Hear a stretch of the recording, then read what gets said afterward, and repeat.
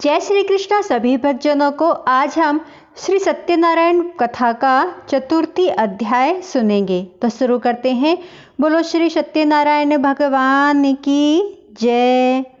सूत जी बोले, वैश्य ने मंगलाचार कर अपनी यात्रा आरंभ की और अपने नगर की ओर चल दिए।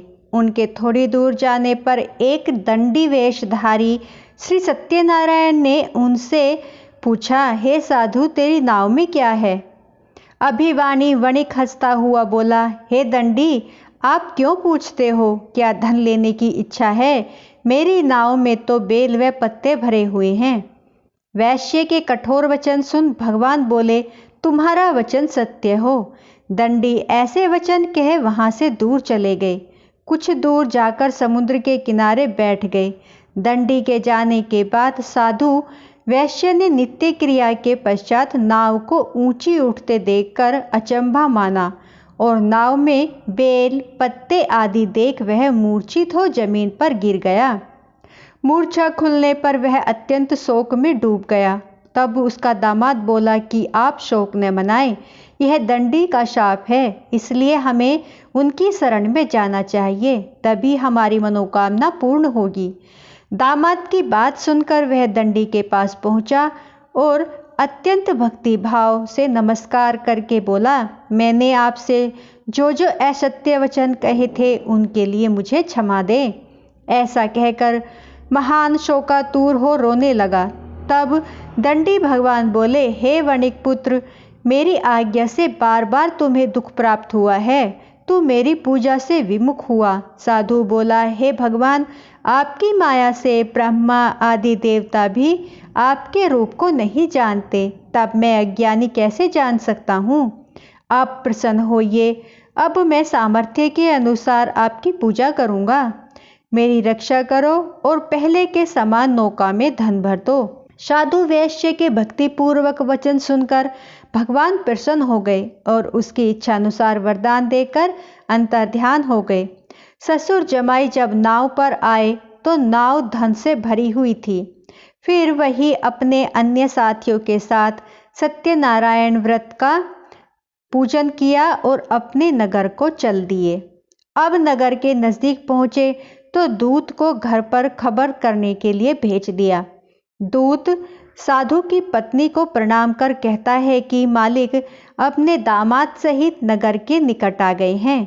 दूत की बात सुन साधु की पत्नी लीलावती ने बड़े हर्ष के साथ सत्यनारायण भगवान का पूजन कर अपनी पुत्री कलावती से कहा कि मैं अपने पति के दर्शन को जाती हूँ, तू कार्य पूर्ण कर शीघ्र आ जा। माता के ऐसे वचन सुनकर कलावती जल्दी में प्रसाद छोड़ अपने पति के पास चली गई। प्रसाद की अवज्ञा के कारण श्री सत्यनारायण भगवान रुष्ट हो गए और नाव सहित उसके पति को पानी में डुबा दिया। कलावती अपने पति को वहां न पाकर रोती हुई जमीन पर गिर गई।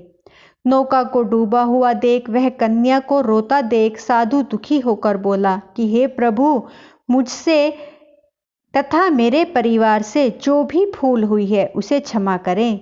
साधु के दीन वचन सुनकर श्री सत्यनारायण भगवान प्रसन्न हो गए और आकाशवाणी हुई, हे साधु, तेरी कन्या मेरे प्रसाद को छोड़कर आई है, इसलिए उसका पति अदृश्य हो गया है। यदि वह घर जाकर प्रसाद खाकर लौटती है तो इसे इसका पति अवश्य मिलेगा। ऐसी आकाशवाणी सुन कलावती घर पहुंचकर प्रसाद खाती है और फिर आकर अपने पति के दर्शन करती है। उसके बाद साधु अपने बंधु बांधवों सहित श्री सत्यनारायण भगवान का विधि विधान से पूजन करता है। इस लोक का सुख भोग वह अंत में स्वर्ग को जाता है। तो बोलो श्री सत्यनारायण भगवान की जय। आज हमारा चतुर्थी अध्याय यहीं पर समाप्त होता है। तो बोलो श्री सत्यनारायण भगवान की जय। श्रीमन्नारायण नारायण हरि हरि, श्रीमन्नारायण नारायण हरि हरि, भजबन नारायण नारायण हरि हरि, श्रीमन्नारायण नारायण हरि हरि। श्री सत्यनारायण भगवान की जय। दोस्तों, आज हमारी ये वीडियो यहीं पर समाप्त होती है। कल हम 5वें अध्याय के साथ फिर से मिलेंगे। मेरी वीडियो आपको पसंद आई हो तो प्लीज़ दोस्तों लाइक, सब्सक्राइब, शेयर ज़रूर करें। जय श्री कृष्णा।